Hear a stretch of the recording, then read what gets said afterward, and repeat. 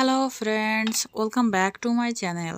আজকে আমি আপনাদের সাথে শেয়ার করব এই শীতে যাদের মরা চামড়া ওঠে, অর্থাৎ সারা গায়ের একটা চামড়া মতন ওঠে, খোসা খোসা ওঠে, আর তাদের এই খোসা খোসা ওঠাটা কিভাবে বন্ধ করবেন তার জন্য আজকে একটি ময়শ্চারাইজার আপনাদের বানিয়ে দেখাবো, যেটা দুর্দান্ত ফলাফল দিবে। দেখতেই পাচ্ছেন, আমি আপনাদের স্ক্রিনে দেখিয়ে দিচ্ছি যে কিভাবে আপনারা এই ময়শ্চারাইজারটি ব্যবহার করলে কত ভালো রেজাল্ট পাবেন।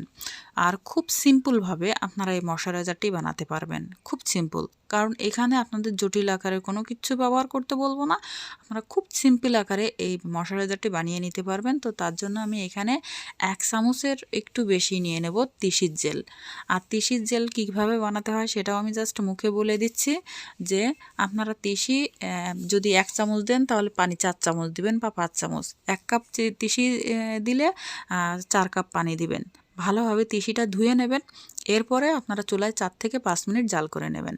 আমি এখানে তিসির জেলের সাথে এখানে দিয়ে দিচ্ছি, কিন্তু দেখতে পাচ্ছেন আমি আতপ চাউলের ফ্যানটা নিয়েছি। আমরা সাধারণত যে ফ্যানটা ফেলে দিই, এটা আমাদের স্কিনের জন্য কতটা ভালো সেটা বলে বোঝানো না। আর এটা দিয়ে যদি আপনি এটা ময়শ্চারাইজার বানাতে পারেন তাহলে দুর্দান্ত আপনার রেজাল্ট পাবেন।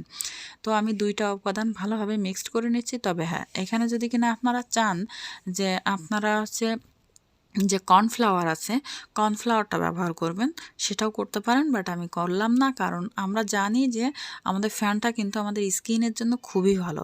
যেমন ওপেন পোর্স মিনিমাইজ হয়, বয়সী ছাপ দূর হয় এবং স্কিনকে নরম সফট করে। তো দেখতে পাচ্ছেন যে আমার কিন্তু 2টা উপাদান ভালোভাবে মিক্সড করে নিয়েছি।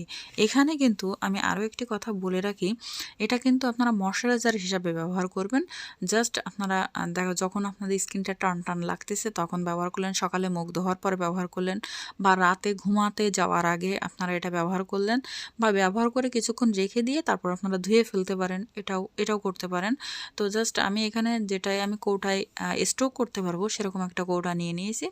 আপনারা চাইলে কিন্তু এখানে ঢাকনালা অবশ্যই নেবেন, আর কাঁচের কৌটা নেওয়ার চেষ্টা করবেন। আমি এখানে কাঁচের কৌটা নেয়নি, বাট আমি কিন্তু এখানে অনেক দিনের জন্য স্টোক করতেছি না, এজন্য আমি আর কাঁচের কৌটা নেয়নি। তবে আপনারা চেষ্টা করবেন যদি অনেক দিনের হয় তাহলে কাঁচের কৌটা স্টোক করতে।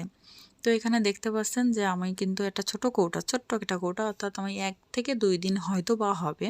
এটা আপনারা লাগানোর আগে অবশ্যই মুখটা ফ্রেশ করে নেবেন, অর্থাৎ ধুয়ে পরিষ্কার করে নেবেন, তারপর এটা অ্যাপ্লাই করবেন। বেটার রেজাল্টের জন্য আপনারা কিন্তু সকালে এবং রাত্রে 2টাই ব্যবহার করতে পারেন। এটা দিনে বা রাতে যে কোনো সময় ব্যবহার করতে পারেন।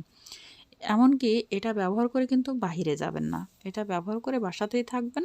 কারণ অনেকের অনেক সময় প্রবলেম হয় যে খোসা ওঠার একটা প্রবণতা থেকে যায়।